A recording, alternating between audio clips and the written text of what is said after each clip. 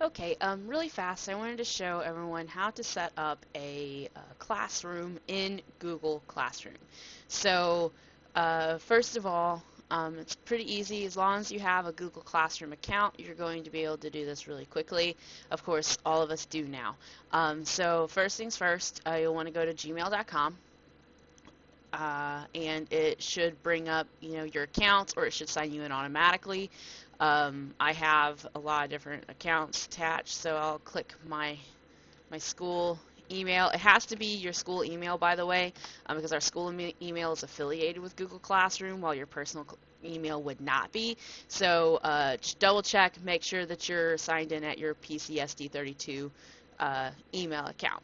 All right, so now what we'll need to do is we'll actually need to physically go to Google Classroom. So if you click these little triangles up here, it'll bring your drop-down menu the same way you'd get to Drive or make a document. It's kind of hidden, so you have to keep going down in order to find Google Classroom. Of course, it may not appear at all. So usually what I just do is I just type in Google Classroom on my in my Google search bar, and it just brings it up, and I click that, and it gets me there pretty fast.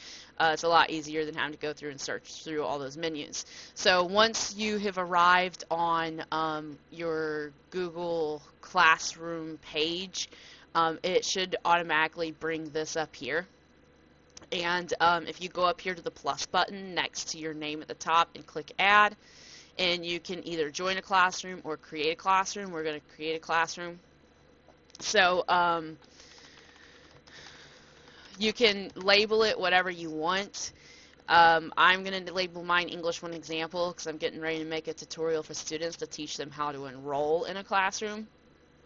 And I'll just put section 1 for an example, and then create.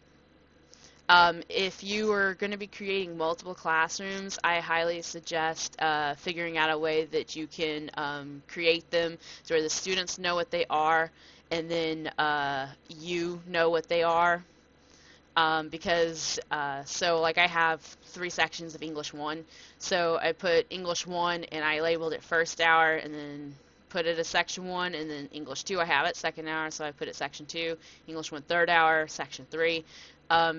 Because I have 2 sections of college writing, so I have section 1 and section 2 of it. So in the sections area, you can sort of organize it however you want, but I'd make sure that you recognize which class is which.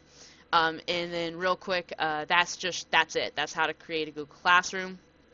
And so English 1 example, when you go in here, it says welcome to your class. You can take the tour, or you can just sort of get started. Really important, real fast, so you've created your Google Classroom. Down here next to the side is your class code. So you would give this code to your students, and your students would type this in order to be able to enroll in their Google Classroom. So I was creating an example classroom in order to show my students how to enroll in a classroom. So I just thought I would just go ahead and do this just in case it was helpful to anyone. So hope it's helpful. If you're not from Perryville School District and you happen to cross this, thanks for watching.